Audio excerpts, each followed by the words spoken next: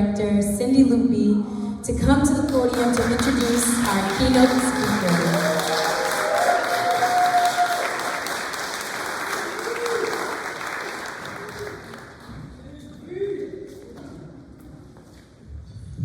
Hi friends, how's everybody doing? Great.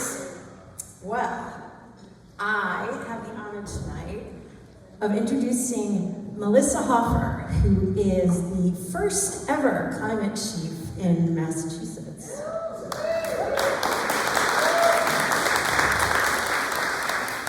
For those of us who have known Elizabeth since her work at the Conservation Law Foundation, we are not at all surprised to see her in this role and looking for systemic solutions that lift up environmental, racial, and economic justice all at the same time as we take on the climate crisis. And really appreciate her diving into examination of things like project labor agreements that help make sure that there are standards for public projects, publicly funded projects, that help us meet those goals. We are particularly grateful for her work over the years in Attorney General Healey's office, in leadership for both the Energy and Environmental Bureau, and before that for the Environmental Protection Division. And I don't know if all of you know this, but here's a fun fact about Melissa. She led the effort to sue ExxonMobil over their deceptive practices around the climate crisis, which seriously damaged our efforts to fight climate change. And both investors and the public really thank her for taking on that big, bold fight, and also going on to work in Biden's EPA. And we have reclaimed her here back in Massachusetts. She's back. We're excited about that. And one final factoid that I particularly love, I hope this is still true, she loves goats and she keeps goats. I love that. So, Melissa, without further ado, Chief Hoffer.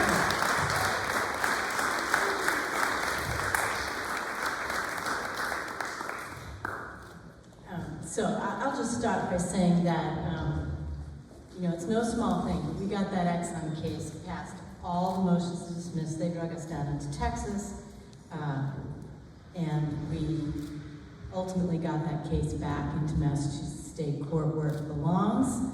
The case is in discovery, and it looks like it's going to be one of the first cases to go to trial. So thanks to my colleagues in the agency.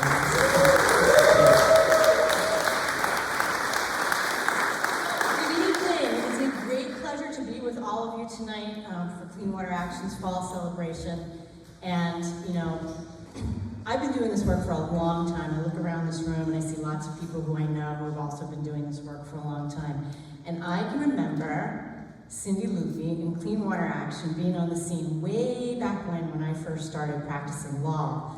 And I think we met on a project involving the Muddy River.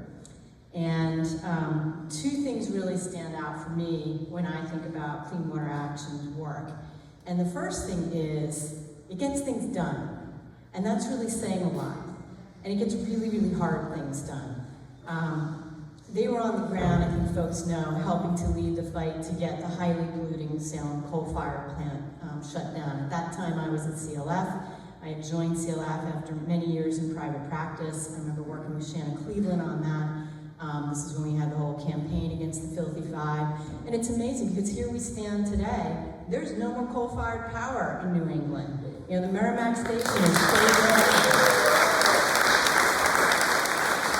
And so, this morning we were at a celebration of the Massachusetts Community Climate Bank's birthday, its first year, and the Lieutenant Governor was giving some remarks to start out. And we were all talking about the fact, that is a place where a coal plant once stood, and now it's going to be a wind marshaling facility. And it's really extraordinary to think about that transformation that's taking place. So it's going to be helping to build a future of clean, renewable offshore wind.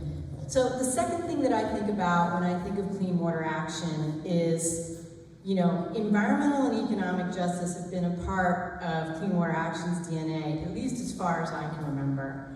And it's not just talk. So it's very good that environmental justice has become a part of our common lexicon now, and we have things like J40 built right into how we're allocating federal resources and the like, you know, but that wasn't always the case. And it really wasn't always the case, particularly with our larger, you know, national environmental NGOs, but it's always been the case for Clean Water Action, and I really remember that, and I have learned from watching it. So, you know, Clean Water Action has been really instrumental in ensuring the people of Salem, for example, local workers are going to reap the benefits of that new offshore wind industry development. And as a member of the Green Justice Coalition, as I do remember folks coming in and talking to us when I was at the AG's office. Yes, let's hear it. You know, they really work very hard to make sure that women and people of color have the opportunities for good paying careers and clean energy. And that's what a just transition looks like. You know, we hear the phrase, just transition, what does it look like? You know, and I think it looks like making sure that everybody is going to get the benefits of it. That's whether you're somebody who's living in affordable housing and we're going to help you decarbonize and have a building envelope, because it's not just good for the climate, it also means you have reduced indoor air pollution. And it also means that if we do it right, you're going to have cost savings from your energy bill. So really prioritizing that is very important. Clean Water Action has long understood the importance of empowering people to take action to protect their own communities. And that's why I think they're so successful in getting stuff done. Building power, making economic justice a central part of it. So, you know, folks know that across the United States, we have had decades of policy and permitting decisions that concentrated the most polluting facilities and activities in our poorest communities, often communities of color. So there's been a lot written about this. There have been lawsuits over, sometimes there's evidence to prove that that discrimination was intentional.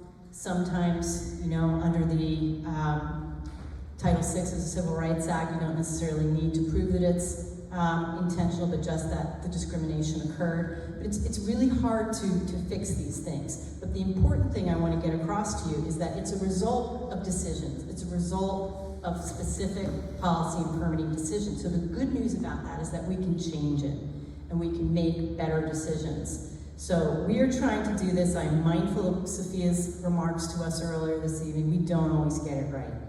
And that is something where, you know, I really welcome that dialogue about how we can do a better job on it, and I'm really interested in how we can rebuild trust where trust has been eroded. But this fundamental injustice that has flowed from these decisions has caused untold suffering. I know we all know it. I think if I went around the room, everybody could tell a story about it, and I've seen it plenty in my own practice. It's also polluted water, it's destroyed ecosystems that actually support and are vital to our own human thriving. So it's very, very important that we fix that and we get it right. And I know that we are all committed to that together. So Healy administration created the first executive office of environmental justice. The Climate Office works very closely, of course, that's our amazing colleague, Maria Berlin-Power. Who is herself an incredible force of nature and has been so helpful to us in helping to form our thinking. So, you know, we really do understand that this time around, the energy and economic transition now underway has got to benefit all people. And that really requires taking a very close look at what the barriers are and being intentional about devising ways to overcome them. So I want to give you one concrete example in my time this evening. It is often hard for people who are already working a job, even if it's in the energy industry, and they want to do something different, they want to upskill. Sometimes it's really hard to do that. You know, you've got a job, it's hard to fit additional training in, you might not have, you know, coverage for childcare, things and the like. So we had an opportunity this year to partner with Social Finance. Social Finance is a nonprofit that helps bring private money and philanthropic money to the table to combine with state dollars to create resources for job development primarily. They have a couple of these funds that they've done in other states like New Jersey and Colorado, and they approached us, and what we did is we created the Commonwealth's first $10 million Climate Careers Fund. So that's a match between program money that we already have, $5 million, and then $5 million of new philanthropic money. And what it allows us to do is to supplement our existing programs by providing things like daycare. So if you need to take time off to be able to get to a training program, you can do that. Maybe you don't have a laptop, well, we can provide that. Maybe you need transportation to get back and forth to this job training program, we can do that. So the thing that's very cool about this fund is that, and it will also pay tuition for training, over time, as people get out into the working world and they do begin to earn at a particular level, the wraparound services are yours and you don't ever have to pay that back. But the money for the tuition, you do reimburse that over time. It's interest-free loan, and then it goes back into the fund so it can continue to be used for other people. So the thing that's exciting about this is actually a new way to fund and finance some of this work. We are exploring other ways to finance these kinds of things across state government, and this is one way that we think we can bring additional dollars to the table to help with this very important project. People probably know we are 38,000 workers short of what we need for the clean energy transition. So it's very important. It brings good opportunities for increased earnings for folks who want to have a shot at a clean energy career, and we're very excited about that. So, you've probably heard the governor say this, but it's true. We really think that, the heroes of our clean energy transition are the people who are driving transit. They're the folks who are going to be regenerative agriculture specialists. They're going to be people who are installing our heat pumps and repairing them when they don't work. And I will just tell you a quick story about heat pumps, which is this, and I'm telling you, this is free advice to everybody. I got my heat pumps, of course, naturally, about a year before the Inflation Reduction Act, so I wasn't eligible for any tax credits. So don't do that. I live in a pretty rural area, and if you have one of these condensers, they have a hole in the bottom of them, and that's where the fluid comes out. So next year, winter is approaching, and I put my heat pumps on, and they didn't work. So at the time I was working with Energy Monster. This is an awesome crew of mostly young people out of Worcester, and I called and I was like, hey, not working, can you guys come out? They came out and they're like, oh yeah, we forgot to tell you, in rural areas, the mice really like to nest in these condensers. So we look, and sure enough, the mice had gotten all the way into the system of my heat pump and actually destroyed the control panel. So it was a very, very expensive repair. So the way you can fix this is you just get a piece of hardware cloth and you put it up inside that hole to prevent the mice from coming. That costs about $5, and it will save you $4,995 if you do that. So that's a quick side note about heat pumps and how you can mouse-proof yours, and that's free advice for tonight. So all the workers who make this clean energy transition possible, really, really vital, and we want to support them. So really getting kind of granular about what the barriers are and then overcoming them. So we're helping to lead the way, we hope, for other states who are exploring how to finance some of these things a little bit differently. And before I close, I want to talk a little bit about the moment that we're in. And John's heard me speak about this morning, so John can play a video game on his phone while I'm talking about it. But last spring, the journal Nature released a study that was done by the Potsdam Institute in Germany. So if you know Potsdam, they're the folks who are leading the way on crossing certain thresholds of biosphere collapse and the like. It's a very, very highly regarded research institute. And they were looking at what is the cost of the damages that will result from the emissions that have already been released. So this is like if you turned off all the global warming machines today, the emissions that have already gone on, what's that going to cost us to respond to things like drought, severe weather events, flooding, sea level rise, food shortages, and all that. So what they found is that even if carbon dioxide emissions were drastically cut today, we are looking at, the world is committed to an income reduction of 19% until 2050. 19% global income reduction by 2050. And what that looks like is $38 trillion globally, annually, by 2050. That's only 25 years from now, to deal with the impacts of climate change. So just to have a little grid for that, global GDP in 2023 was $105 trillion. So you can see like 38 is like a big percentage of that. So that's just the money to deal with cleaning up the mess of the pollution that has occurred already, greenhouse gas pollution that has already occurred. But most interesting thing about this study to me is they concluded that the cost of responding to these climate damages is 6 times higher than what it would cost for us to invest in the mitigation that would keep us at safer levels of warming, that's 2 degrees centigrade above pre-industrial levels. 6 times more expensive to deal with the damages. So that's easy, right? We can all see it's a big, giant bargain to invest as much as we can now to reduce emissions so that we avoid even more expensive impacts of climate change. So when we're thinking about cost of dealing with climate change, I want you guys to always be thinking about the fact that it's way, way, way more expensive to not make those investments, right? Because we can avoid more expensive damages in the future. There are co-benefits, health co-benefits that are monetizable. There are energy cost savings. So getting that context in place is really important. And that is the price that we are all paying for predatory delay from the fossil fuel industry. I am out of time. If I were in appellate court, I'd be getting the red light now. And I wanted to just talk to you a little bit about resilience. And I think we all know that we're looking at a pretty big gap in terms of the money that we have and the resilience that we need. So the thing I want to talk about, we could have a whole big chunk of stuff, but the thing I really want to talk about is the human capacity for resilience and the particular role of organizations like Clean Water Action and others that are in the room can play in helping get our communities ready. Governor and I had the great privilege to travel to the Vatican in the spring, where we had a chance to participate in a summit on climate change. There were several governors from the United States there and leaders of subnational governments from around the world. And we issued a planetary protocol that was signed by all of those leaders.